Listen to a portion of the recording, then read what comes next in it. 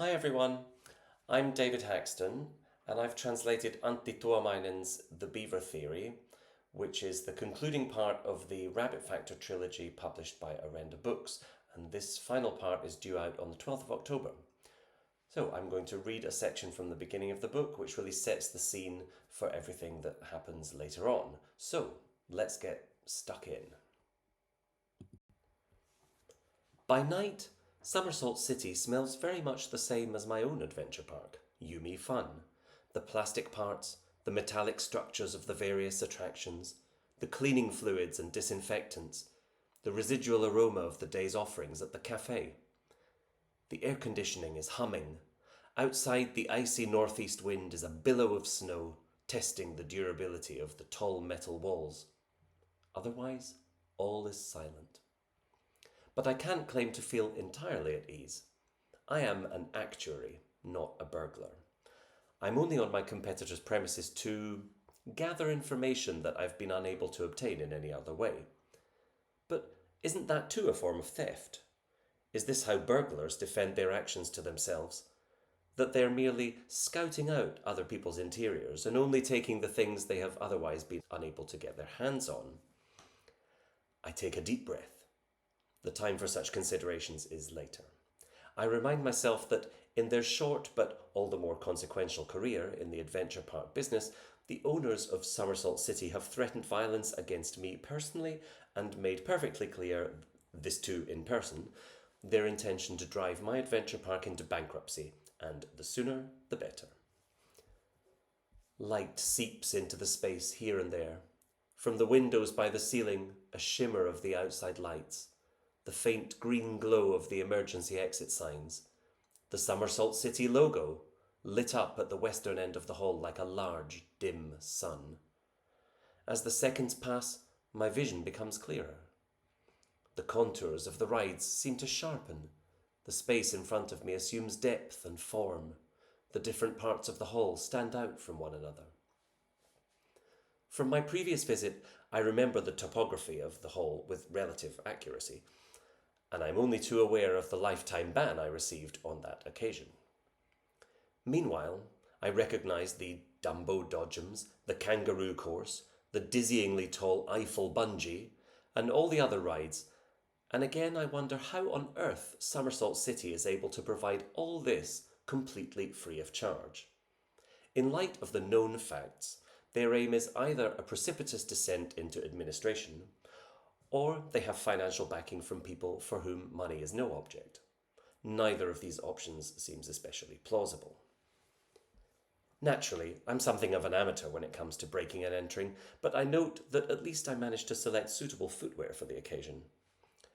Not only are the cheap slippers I bought from a German supermarket chain colourful, they're soft too, and have thick soles. My steps are silent. My first destination is the eastern end of the park, the administrative wing, situated behind a climbing wall known as the Baboon Barrier. Of course, I don't expect to find a report on the CEO's desk neatly explaining how Somersault City plans to achieve the impossible, to run a profit while behaving in a way that is doomed to financial ruin. Nonetheless, I expect to be wiser by the end of my reconnaissance trip than I was when I arrived. The baboons are quiet as I pass them. This is partly due to their plastic constituency, but the primary reason is that the electricity bringing them to life is switched off at night. There's no point in the baboons scaling the barriers without any little competitors to keep them company. A short flight of stairs leads up to the administration department. The doorway at the top of the stairs is open. There is no door or anything else to impede my view. I arrive in some kind of foyer. On the opposite wall, there is a row of windows that allow me to see into what appears to be a conference room. I walk into the room and look around. A long, greyish-white office table stands diagonally across the room. Dark blue plastic chairs have been left at a distance from the table. The only other item in the room is a flip chart. I walk towards it and flick back through its pages. One page has clearly been dedicated to a straw poll of lunch options. Thai food received 4 votes, burgers narrowly lost with only 3. I continue flicking through the pages until I reach the first blank page. I think for a moment, then turn back a page. All of a sudden, the page feels somehow crucial. At the top, someone has written the year that has just started. Beneath that is a list of months. After January is the number 100. After February is the number 0. And after all the subsequent months, the numbers are negative. March minus 100, April minus 200, May minus 300, and so on exponentially until we reach December minus 1 million. Whatever these numbers are trying to express, their author has certainly opted for clarity and consistency of presentation. I return to the foyer. The right-hand wall is shorter and bears only a poster with a view of the national park, which feels rather curious given the park's employees, whom I have met and who do not strike me as the hiking type. But on the left-hand side there are 2 doors.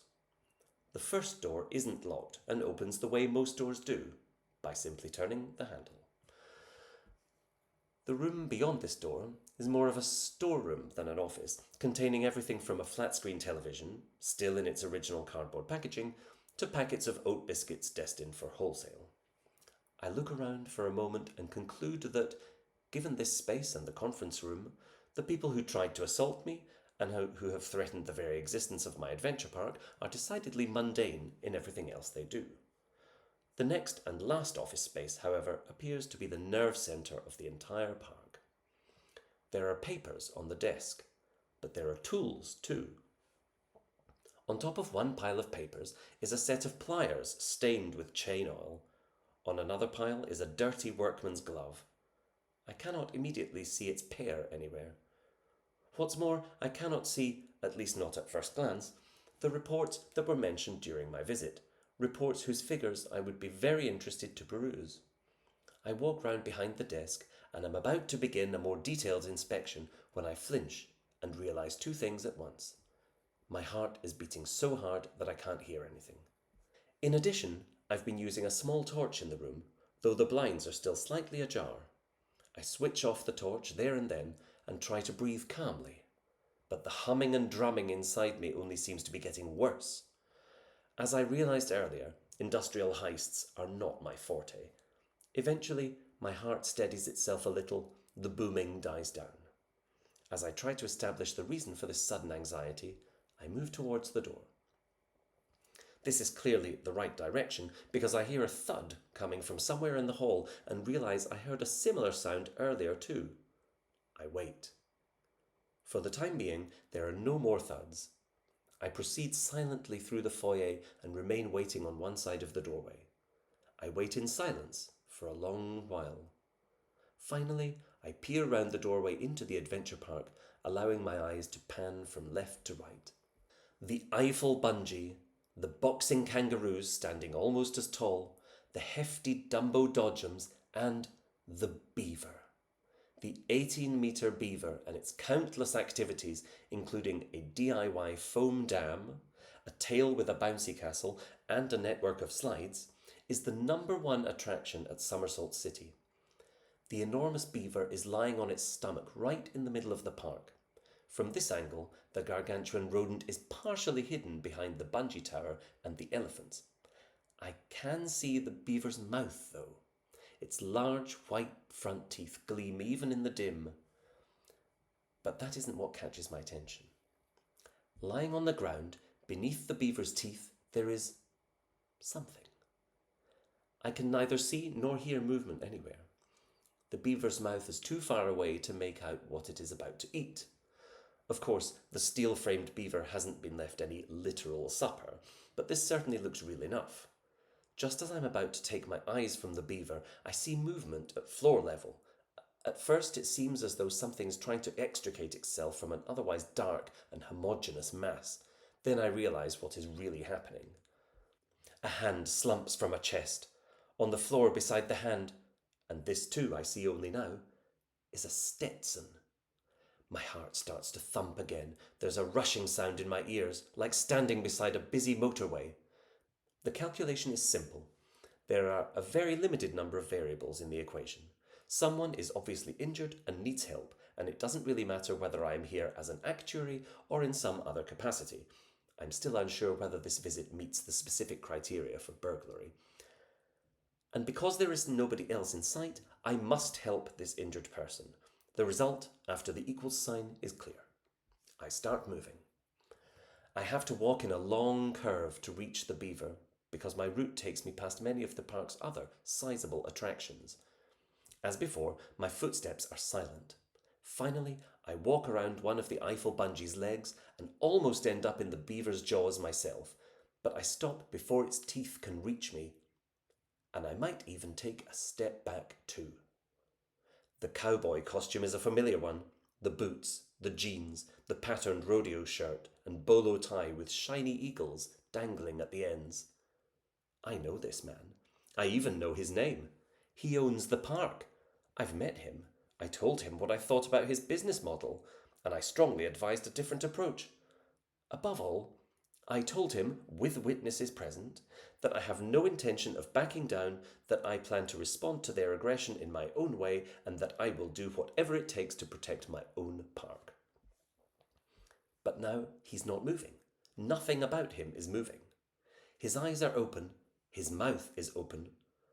More to the point, his mouth is full.